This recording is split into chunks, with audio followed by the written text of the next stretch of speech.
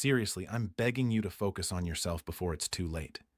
My dear friends, if there's one thing I wish someone had sat me down and told me when I was 30, 40, or even 50 years old, it's this.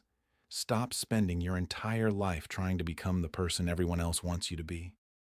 I know many of you listening today have spent decades taking care of other people. You looked after your parents, your husband or wife, your children, your relatives, your coworkers, your neighbors, and anyone else who seemed to need something from you. Somewhere along the way, you convinced yourself that being a good person meant always coming last. It sounded noble. It even earned you praise from time to time. But as the years passed, something quietly disappeared. You did. Today I want to talk about that because growing older has given me something I never had when I was young. Perspective. When you've lived as long as I have, you begin noticing that many of life's deepest regrets don't come from failure. They come from abandoning yourself for so long that you barely recognize the person staring back in the mirror. If you grew up in a family where keeping the peace mattered more than telling the truth, where pleasing others mattered more than understanding yourself, then what I'm about to share may sound painfully familiar. I don't say these things to discourage you. I say them because there is still time to change. And sometimes the greatest act of courage in old age is finally choosing yourself. The first consequence of never focusing on yourself is something most people don't notice until many years have already passed. You wake up one morning and realize you've been living somebody else's life. You worked in careers you never truly loved. You stayed in relationships that drained your spirit. You accepted responsibilities that never really belonged to you. At first, these choices seemed reasonable. They made your family proud. They made other people comfortable. Everyone told you that you were doing the right thing. But eventually, there comes a quiet afternoon when you ask yourself a question that cuts deeper than any criticism anyone else has ever given you. You ask, is this really the life I wanted? Or is this simply the life I was taught to live? I remember asking myself that question years ago. It wasn't dramatic. There wasn't a great crisis. I was simply sitting alone. And for the first time in decades, I realized that many of my biggest decisions had been influenced by voices that weren't really mine. They belonged to people who had shaped me long before I was old enough to decide for myself. That realization hurt, but it also opened a door. It reminded me that growing older doesn't mean it's too late to begin living honestly. The second consequence is that you slowly lose sight of who you actually are. When someone asks what you truly enjoy, what brings you peace, what kind of life makes your heart feel alive, you hesitate. You have an answer for everybody else's preferences. You know what everyone else likes to eat. You know everyone else's schedule. You know everyone's favorite vacation spot. But when the conversation turns toward you, your mind becomes strangely quiet. For many years, I thought that was simply part of having a generous personality. Now, I see something very different. I had become so accustomed to watching everyone else's emotions that I had stopped paying attention to my own. Little by little, my identity faded into the background. It wasn't stolen overnight. It disappeared one small compromise at a time. Every time I said whatever you want is fine, even though I secretly wanted something different, I buried another piece of myself. Every time I ignored my own exhaustion because somebody else demanded my attention, I taught myself that my feelings mattered less. You don't lose yourself in one dramatic moment. You lose yourself through thousands of tiny decisions that all point in the same direction. The third consequence is one that surprises many people because they mistake it for bad luck. They wonder why unhealthy relationships keep finding them. They leave one difficult friendship only to enter another. They escape one controlling relationship only to meet another controlling person wearing a different face. I used to believe I was simply attracting the wrong people. Looking back, I don't think that was the whole story. Familiarity has incredible power. If confusion, criticism, walking on eggshells, and constantly proving your worth felt normal when you were young, then calmness may actually feel uncomfortable later in life. A peaceful relationship can seem unfamiliar. Genuine kindness can make you suspicious because part of you expects every act of generosity to come with hidden strings attached. It takes time to retrain your heart to recognize that healthy love feels different. It doesn't constantly test you. It doesn't require endless sacrifice before offering basic respect. Once I understood that, I stopped asking why the same kinds of people kept entering my life. Instead, I started asking why the same old version of me kept welcoming them in. Now let me share the fourth consequence, because this one quietly steals years from people without them even noticing.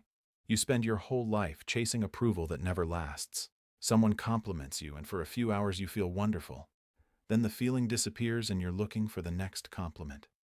Your boss praises your work, and suddenly you work twice as hard hoping to hear those words again.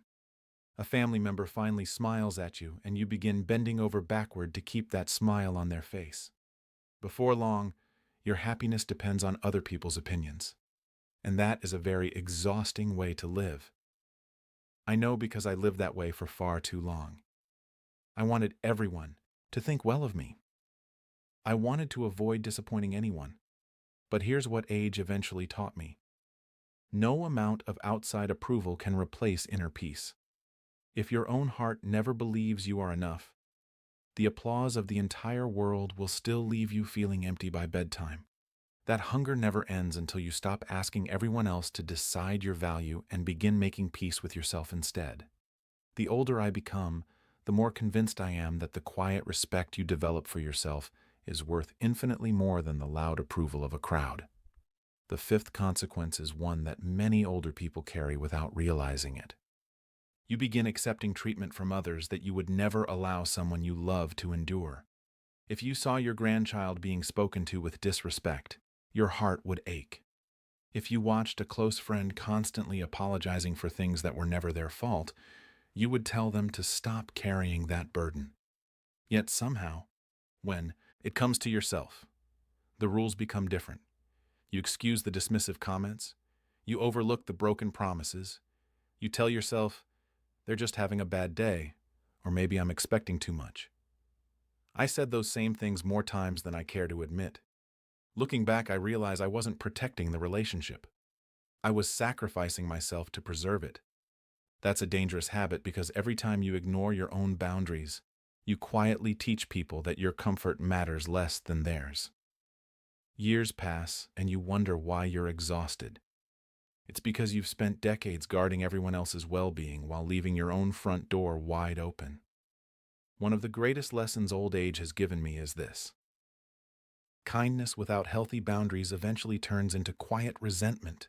Real love doesn't require you to disappear so someone else can feel comfortable. Now let's move to the sixth consequence.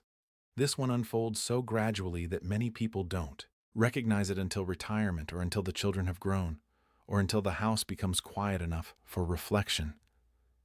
Suddenly, you look back over the decades and realize that, although time kept moving, your inner life hardly changed. The calendar changed. Your address may have changed. Your hairstyle certainly changed. Your responsibilities came and went, but inside you were still fighting the same fears, the same insecurities, the same need to keep everyone happy. It's like running on a treadmill for 30 years. You sweat, you struggle, you're exhausted at the end of every day, but somehow you're standing in exactly the same emotional place. I have met people in their 70s and 80s who still feel trapped by expectations that were placed on them as children. That tells us something important. Age alone does not create wisdom. Time alone does not heal old wounds. Healing begins when we become willing to examine the patterns we've carried for most of our lives instead of assuming they'll eventually disappear on their own. If you've been waiting for life to magically become different, perhaps today is the day to stop waiting and start choosing differently. The seventh consequence is deeply personal because it reaches beyond your own lifetime. Without meaning to, we often pass our unresolved patterns onto the people we love most. That doesn't mean we're bad parents or bad grandparents. Far from it. Most people I know genuinely wanted better for the next generation. They worked hard, they sacrificed, they loved deeply. But children don't simply learn from what we tell them. They learn from what we live. They notice how we handle conflict. They notice whether we respect ourselves. They notice whether we constantly apologize for existing or whether we carry ourselves with quiet confidence. They absorb the emotional atmosphere around us every single day. I used to think that loving children meant giving them more, doing more, fixing more. As the years passed, I came to understand that one of the greatest gifts we can offer them is becoming emotionally healthier ourselves. When they see an older adult who can calmly say no without guilt, who can admit mistakes without shame, who can love without controlling, and who can receive respect as naturally as giving it, they learn something far more valuable than any lecture could ever teach. The cycle begins to change because someone finally had the courage to change first. The eighth consequence may surprise you because it continues even after you've moved away, even after years of little or no contact with difficult relatives. Physical distance does not automatically create emotional freedom. I know people who moved across the country decades ago, built successful careers, raised wonderful families, and still hear old voices inside their minds whenever they make a decision. They still question themselves before speaking honestly. They still fear disappointing people who aren't even present anymore. Isn't that remarkable? Sometimes we leave the house, but the house never truly leaves us. We carry invisible rules that continue shaping our choices long after the people who taught those rules are gone. I know that feeling because I have caught myself reacting to situations as though I were still trying to earn approval from people who haven't influenced my daily life for years. That's when I realized something important. Real freedom isn't measured by miles. It's measured by the quietness inside your own heart. The day you stop letting old fears make today's decisions is the day your life truly begins to belong to you. Finally, let's talk about the ninth consequence, because in many ways it sits underneath all the others. You spend your entire life giving so much of yourself to everyone else that eventually there's very little left for you. At first, people admire your generosity. They describe you as dependable, selfless, always available. Those sound like beautiful compliments, don't they? Yet behind those compliments often hides a weary soul who hasn't rested emotionally in years. You become everyone's helper, but rarely your own.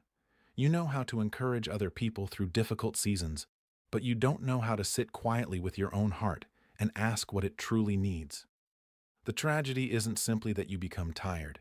The tragedy is that you become disconnected from yourself without even noticing it. There comes a point where you're pouring from an empty cup, hoping somehow it will never run dry. But life doesn't work that way. We cannot endlessly give away peace we don't possess, strength we haven't renewed, or compassion we've never shown ourselves. The older I become, the more convinced I am that taking care of yourself is not selfish. It's responsible. It's how you remain capable of loving others without losing yourself in the process. So, if you've listened this far, I hope you'll carry one simple thought with you after this video ends.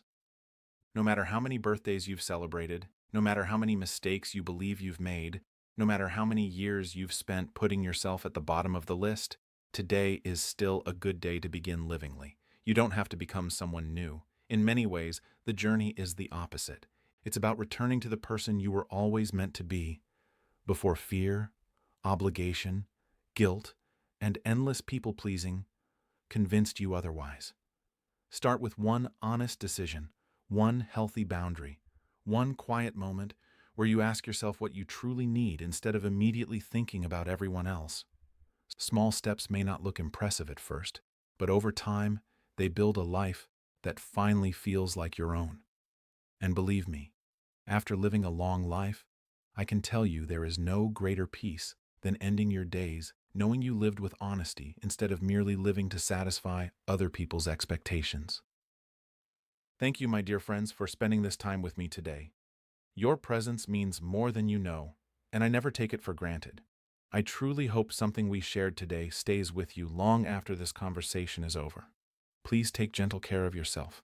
Be patient with your own journey. And remember that it's never too late to choose a life that feels true to who you are. Until we meet again, I wish you good health, steady hearts, peaceful days, and many quiet moments of genuine happiness. Thank you for watching, and I'll see you again very soon. Take good care of yourselves. Goodbye for now.